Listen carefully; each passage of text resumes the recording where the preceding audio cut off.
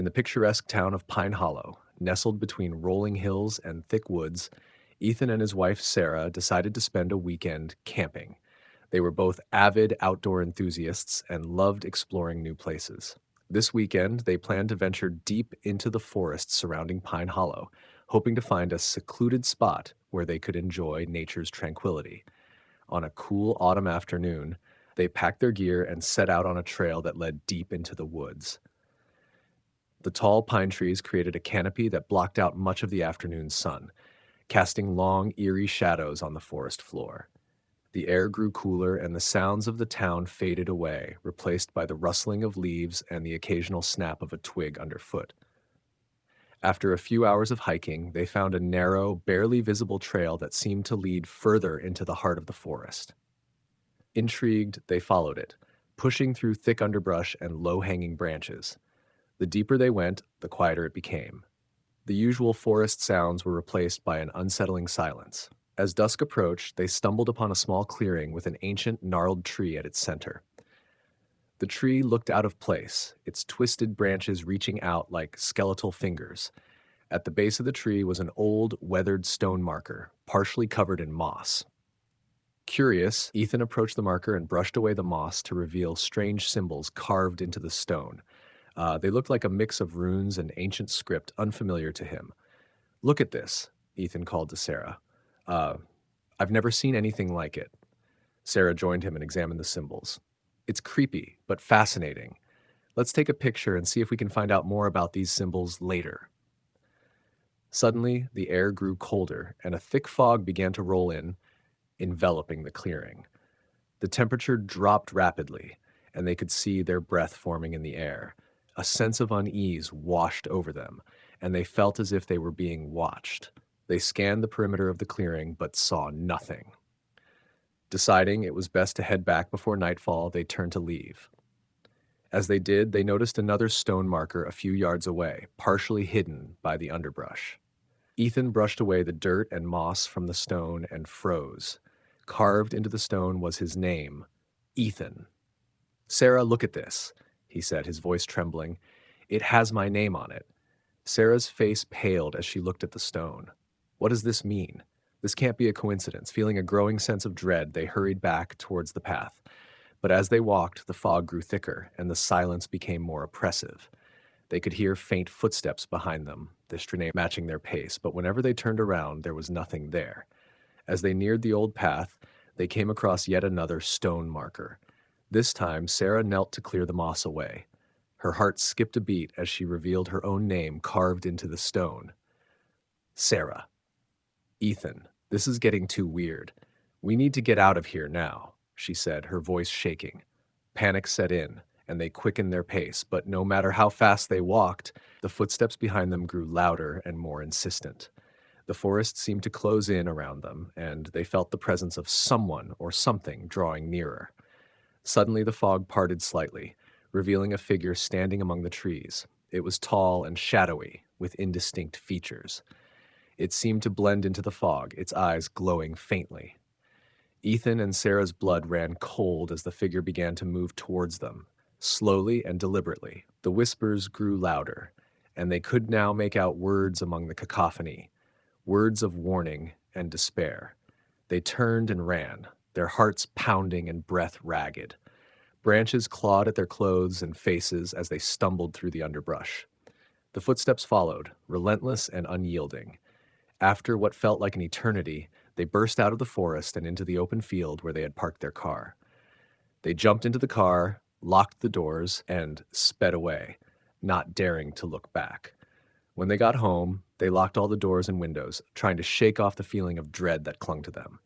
The next morning, they shared their experience with a local friend, hoping for some logical explanation. Their friend's face grew pale as he listened. "Those stones you found," he said slowly, "they're said to mark those who have been chosen by something in the forest.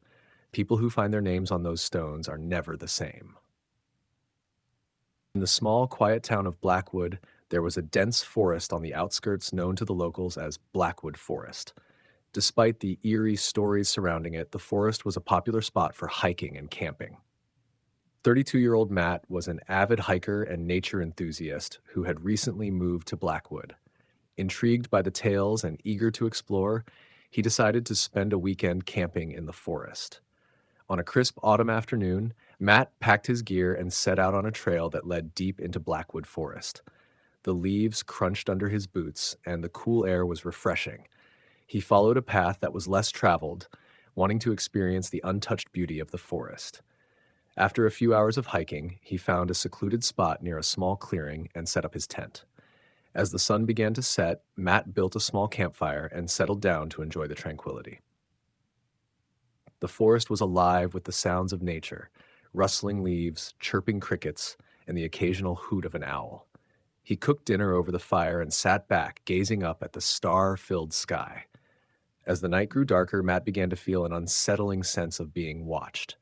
He brushed it off as paranoia, a side effect of the spooky stories he had heard. But as he listened more closely, he noticed a faint, rhythmic rustling sound coming from deeper in the woods. It was subtle, almost like the sound of someone slowly dragging their feet through the leaves. Curious but cautious, Matt grabbed his flashlight and decided to investigate. He followed the sound, weaving through trees and underbrush. The rustling grew louder and more distinct. He eventually came to a small, narrow trail he hadn't seen before. The trail looked barely used, overgrown with vines and underbrush. Matt's instincts told him to turn back, but his curiosity pushed him forward. He cautiously walked down the trail, shining his flashlight around. Suddenly, he caught a glimpse of a figure darting between the trees. His heart raced, but he couldn't tell if it was a person or an animal. Deciding it was best to return to his campsite, Matt turned around and began walking back. However, the rustling sound seemed to follow him, staying just out of sight. He quickened his pace, trying to ignore the growing sense of dread. As he neared his campsite, he noticed a shadowy figure standing by his tent. The figure was tall and motionless, watching him. Matt's pulse quickened and he called out, "Who's there?" There was no response. The figure remained still, shrouded in darkness. Gathering his courage, Matt approached slowly, but the figure suddenly moved, disappearing into the forest with unsettling speed. He decided he couldn't stay there for the night. He quickly packed his essentials, extinguished the campfire, and started hiking back towards the town. The forest, which had seemed so serene earlier, now felt menacing and alive with unseen eyes watching his every move. As Matt navigated the dark forest, he could hear faint footsteps behind him, matching his pace. His flashlight flickered, and his heart pounded as he quickened his steps. The footsteps grew louder, closer. He didn't dare look back, fearing what he might see. After what felt like hours, Matt finally reached the edge of the forest and hurried back to his car. He sped back to town, not daring to look back. When he got home, he locked all the doors and windows, trying to shake off the feeling of dread that clung to him. The next morning, he shared his experience with a local friend, hoping for some logical explanation. His friend's face grew pale as he listened. "That trail you found," his friend said slowly, "it's been abandoned for decades. They say a man went missing there years ago. People who venture too deep sometimes hear footsteps following them, but they never find anyone." Matt couldn't shake the experience. He never returned to Blackwood Forest, and he avoided any mention of the trail or the footsteps.